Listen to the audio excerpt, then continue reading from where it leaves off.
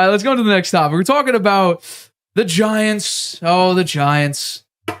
This, you know what? We talked about this. You picked them this week. I was nervous that they might cover but still lose. Well, they got blown out by the Philadelphia Eagles. And I alluded to it at the very end of our conversation on Friday, which was, I said, you know what? We might need to see through a little bit of a smoke screen, because in that game where they kept it close, I think it was 22-16. In the fourth quarter, the Eagles were up 19-3.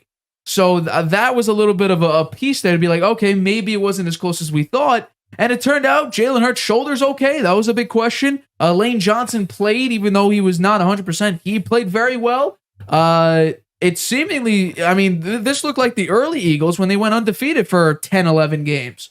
So are you surprised by the dominance of the Philadelphia Eagles? Was it Saturday? Yeah. Are you surprised? I've been thinking about this and about the Eagles and about the season. And the Eagles are great all year, right? They had the long winning streak when they were undefeated. Then they had a little bit of a hiccup and they didn't play great, but they managed to win most of the games.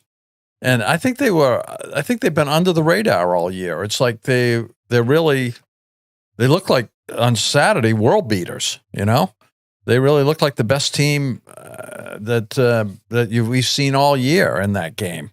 And whether it was because the Giants just they weren't ready to play and they didn't show up, or the Eagles really are that good. I don't think the Eagles got the kind of coverage during the year that maybe they warranted because they are so good. How many games did we watch where the Eagles were playing? I didn't see hardly any. They didn't get much national time. It was mostly the Buccaneers or the Packers or the Rams, or you never saw the Eagles in prime time, right? On the late game or the Sunday night game or Monday night or Thursday night. They had a few. Yeah, but I don't think they had that many. It's like they're kind of a mystery team in a way, to me anyway. They looked like world beaters on Saturday, I must say. And given that the game before against the Giants was not that, it was not that one-sided. I'm not sure whether it was just the Giants fell apart or the Eagles said, okay, here we go. We're on our playoff run. We're going to steamroll everybody. And they did that to the Giants for sure. Absolutely. And they looked good in all phases of the game. Yeah. They play like that against San Francisco. I'd say they're on their way to the Super Bowl. I would probably agree with you there.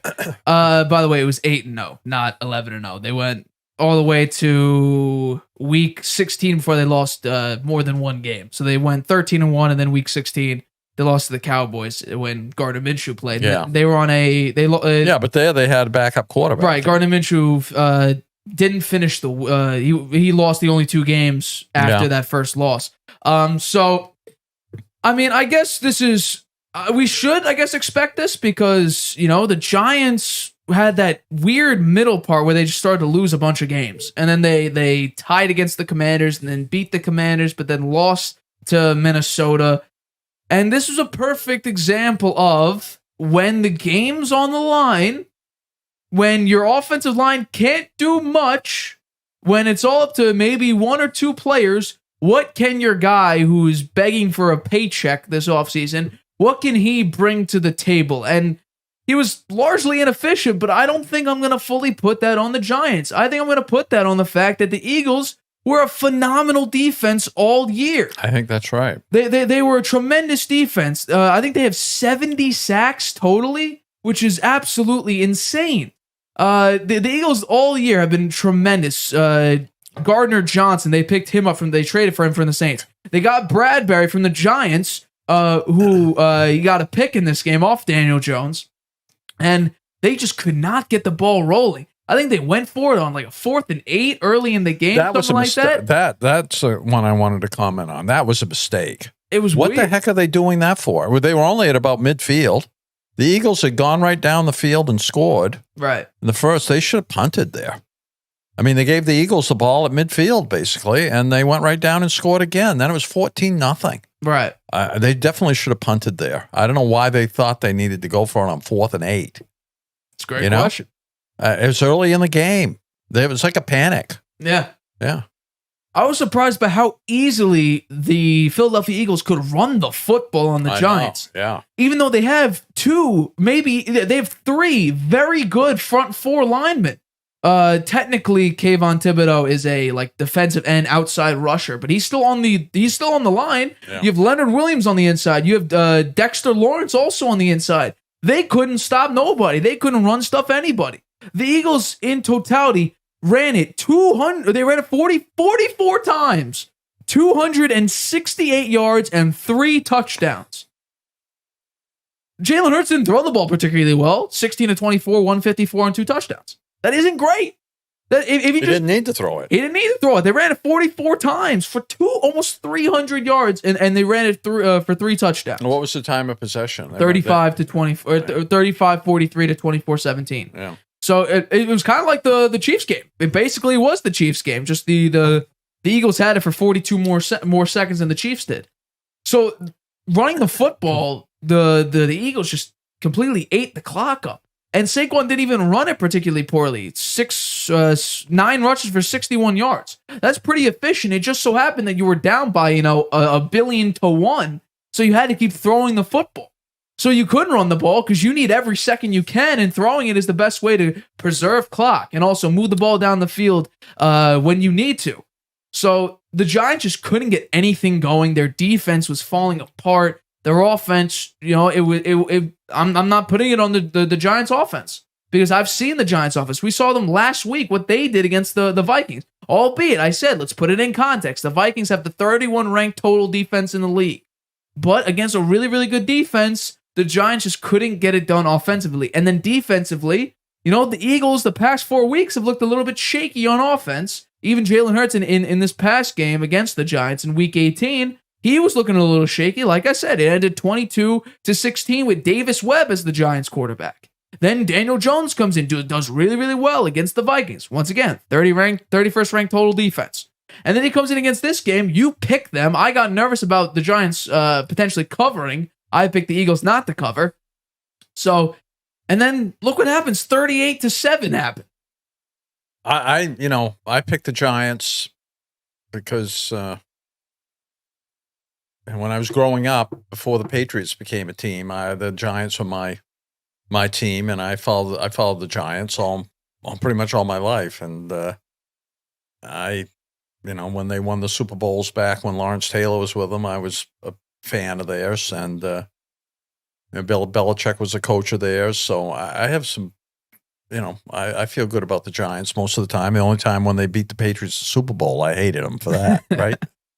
But so maybe it wasn't a very objective call when I said that the Giants are going to upset the Eagles, but I didn't think it would be 35-7. I figured it would be at least a competitive game, and it wasn't. It was not competitive. The Eagles were dominating from the first snap. Right. Yeah. Well, I do think that some people actually gave the Giants a shot just because of how efficient their offense looked just the past week. Yeah, well, it just shows what the difference is between a lousy defense and a really good one, right? I mean, the Vikings defense stinks, right? Yeah. They fired their defensive coordinator, right? I believe so, yeah. And they're going to try to improve on defense, and I guess they'll need to. Championships are not won with just the offense, right? That's for sure. So I think the Eagles have a very good chance. I do as well. They're favored by 2.5 points against the 49ers. We'll make our picks on Friday. But I mean, where the Giants go, the next step is well, first of all, they have to re-sign Saquon Barkley. There is a report out that came out today that Saquon turned down $12 million a year, and Saquon has already been quoted saying that he doesn't want to reset the running back market. And so he's actually looking towards more of a Christian McCaffrey type of a running back deal, $15-16 million a year. For how many years is he looking I'm not too sure. I think he just cares about the per year total. I think they have to re-sign him. I completely agree with you. I just don't think he's worth $15-16 million a year. Drop it down $1 million or $2, 13-14. I think it's reasonable. I don't think he's not on Christian McCaffrey's level. Christian McCaffrey is a two-way player, and he's an elite two-way player. He could run the ball well, and he could catch the hell out of the ball when need to. Yeah. That's been a large part of this 49ers offense. Saquon Barkley may be able to catch it. They just don't throw it to him very much.